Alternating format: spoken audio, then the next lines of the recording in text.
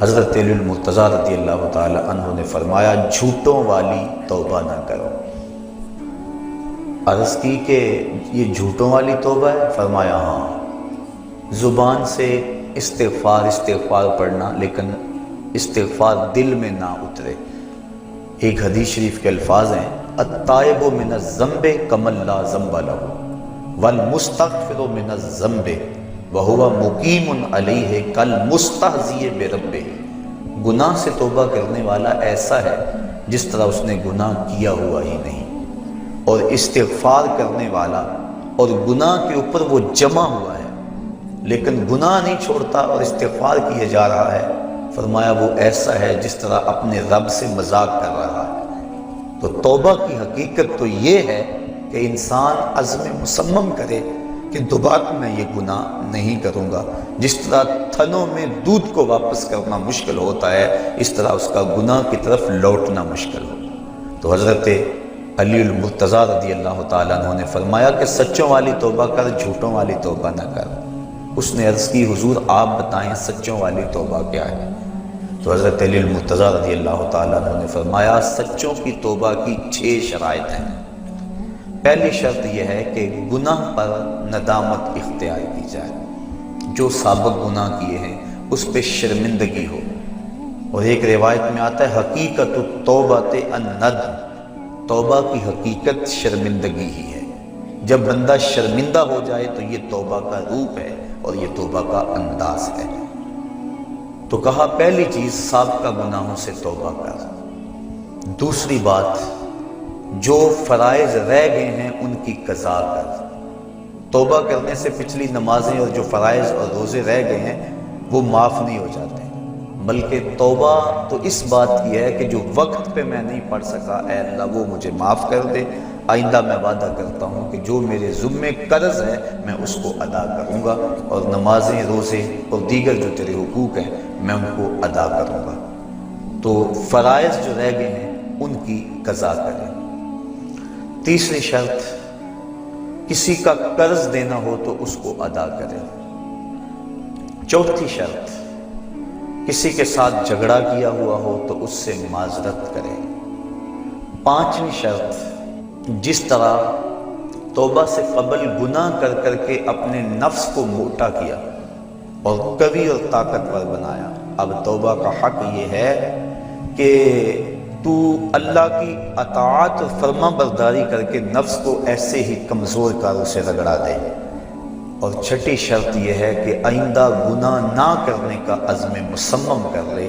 کہا اگر یہ 6 شرطیں تیری توبہ کے اندر موجود ہیں تو وہ تو سچا توبہ کرنے والا ہے، ورنہ تو زبان سے استغفار پڑھنے والا ہے، تیری توبہ سچی نہیں ہے۔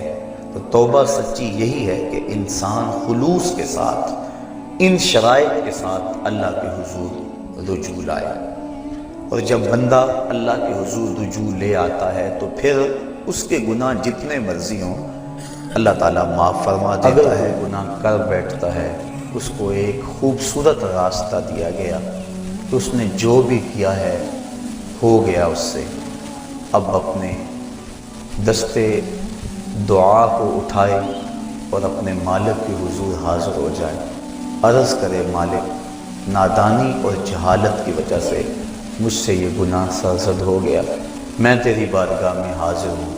اللہ تعالیٰ پھر یہ نہیں دیکھتا کہ اس کے گناہ کتنے ہیں، یہ دیکھتا ہے کہ یہ آیا ہے میری چوکھٹ پہ، اور اللہ تعالیٰ اس کے پچھلے سارے گناہوں کو معاف فرما دیتا ہے۔ جو صغیرہ گناہ ہیں وہ تو ساتھ ساتھ مٹتے رہتے ہیں، ہم نماز پڑھتے ہیں، وضو کرتے ہیں، نیک اعمال کرتے ہیں تو صغیرہ گناہ مٹ جاتے ہیں۔ بلکہ ایک روایت میں آتا ہے جب کوئی شخص گناہ کرتا ہے تو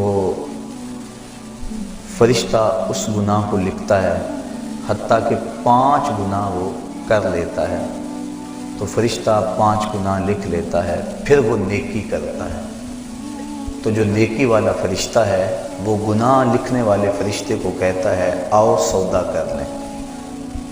وہ کہتا ہے کیا سودا؟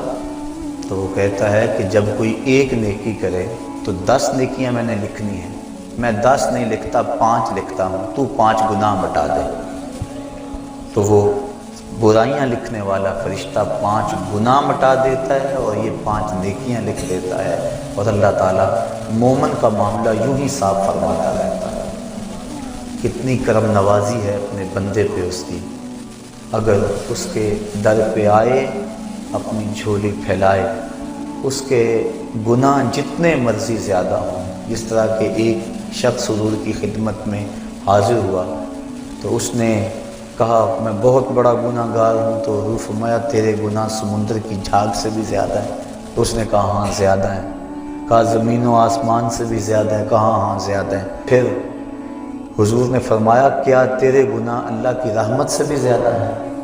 اس نے کہا نہیں۔ تو اس کو مجدہ رحمت دیا گیا۔ تو اس کی حضور اگر کوئی جھولی پھیلاتا ہوا آ جائے تو اس جھولی کو خالی نہیں رکھا جاتا، مالک کے در پہ آنے والا اس کی رحمتوں کا حقدار ٹھہرتا ہے۔ ارشاد فرمایا یا ایھا الذین آمنوا توبوا الی اللہ توبۃ نصوحا، اے ایمان والو اللہ کے حضور توبہ کرو۔ کون سی توبہ؟ توبہ نصوحا۔ اب توبہ نصوحا کیا ہے؟ مفسرین کے اس پر 22-23 اقوال موجود ہیں، لیکن حضرت معاذ بن جبل رضی اللہ تعالی عنہ حضور رسالت مآب صلی اللہ علیہ وآلہ وسلم سے روایت کرتے ہیں کہ آقا کریم کی خدمت میں ایک شخص حاضر ہوا، اس نے عرض کی مت توبۃ النصوح، حضور توبۃ النصوح کیا ہے؟ تو آقا کریم علیہ السلام نے ارشاد فرمایا ان یندم العبد علی الذنب الذی اصاب فیعتذر الی اللہ تعالی ثم لا یعود الیہ کما لا یعود اللبن الی الدرع۔ فرمایا کہ توبہ نصوح یہ ہے کہ انسان جب گناہ کر بیٹھے تو اللہ کے حضور اس کی معذرت پیش کرے، اور دوبارہ گناہ کی طرف اس کے لیے پلٹنا اتنا ہی مشکل ہو جس طرح کے تھنوں سے نکلا ہوا دودھ واپس کرنا مشکل ہوتا ہے۔ تو اگر کسی شخص کی یہ کیفیت ہو جائے تو وہ توبۃ النصوح کے مقام پہ فائز المرام ہے۔